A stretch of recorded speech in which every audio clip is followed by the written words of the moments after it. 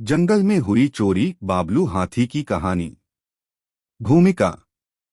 एक घना जंगल था जहां तरह तरह के जानवर रहते थे। यह जंगल बहुत सुंदर था, जहां ऊंचे ऊंचे पेड़, हरी भरी घास, मीठे पानी की झील और रंग बिरंगे फूल थे। इस जंगल का राजा एक ताकतवर शेर था जिसका नाम था वीरू। लेकिन इस जंगल में सबसे बड़ा और समझदार जानवर था बाबलू हाथी। बाबलू हाथी बहुत दयालु और होशियार था। उसकी सूंड लंबी और ताकतवर थी, जिससे वह पेड़ों से फल तोड़ सकता था और जरूरतमंद जानवरों की मदद कर सकता था। जंगल के सभी जानवर उसका बहुत सम्मान करते थे। लेकिन एक दिन जंगल में एक अजीब घटना घटी। जंगल के खजाने की चोरी हो गई। पहला भाग, जंगल का खजाना। इस जंगल में एक गुप्त स्थान था, जहां जंगल के सबसे कीमती रत्न, सोने के सिक्के और पुराने समय के बहुमूल्य सामान रखे जाते थे। यह खजाना जंगल की अमानत थी और इसे बूढ़े कछुए काशी काका की देखरेख में रखा गया था। काशी काका बहुत समझदार थे और उन्होंने हमेशा इस खजाने की रक्षा की थी। लेकिन एक सुबह जब वे खजाने के पास पहुंचे तो वहां का दृश्य देखकर उनके होश उड़ गए। पूरा खजाना गायब था। वे तुरंत जंगल के राजा वीरू शेर के पास गए और उन्हें यह दुखद खबर सुनाई। राजा वीरू गुस्से में दहाड़े, यह किसी जंगल के जानवर का काम नहीं हो सकता। हमें इसे जल्द से जल्द ढूंढना होगा। बाबलू, तुम्हें इस चोरी की जांच करनी होगी। बाबलू हाथी ने अपनी लंबी सूंड हिलाते हुए कहा, चिंता मत करो महाराज।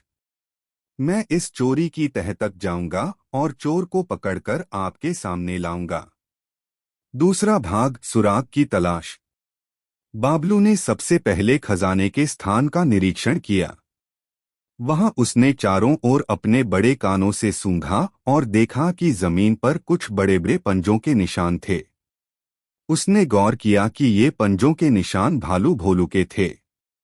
भोलू जंगल का सबसे मोटा और आलसी भालू था। वह अक्सर खाने पीने में ही लगा रहता था।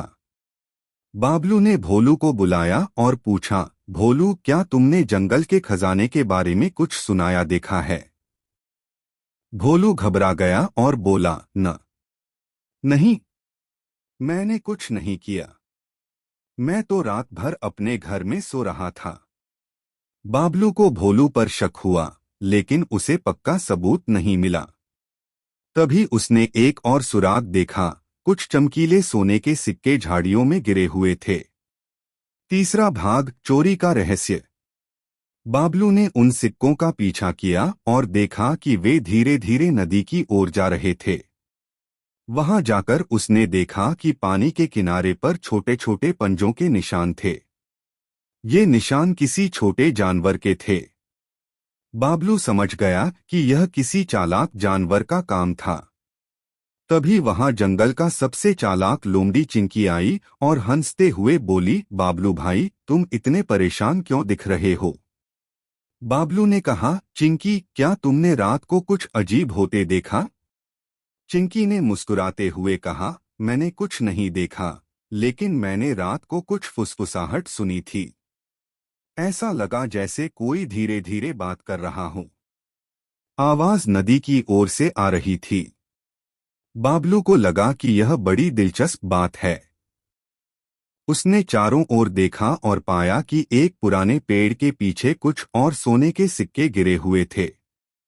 वह धीरे धीरे वहां गया और देखा कि वहां एक सुरंग थी। चौथा भाग, चोर का भंडाफोड़। बाबलू ने अपनी सूंड से उस सुरंग का मुंह थोड़ा और बड़ा किया और अंदर झांका। उसे वहां बंदर टोमी दिखा, जो चोरी किए गए खजाने को गिन रहा था। बाबलू जोर से चिंघाड़ा, टोमी, ये तुमने क्या किया?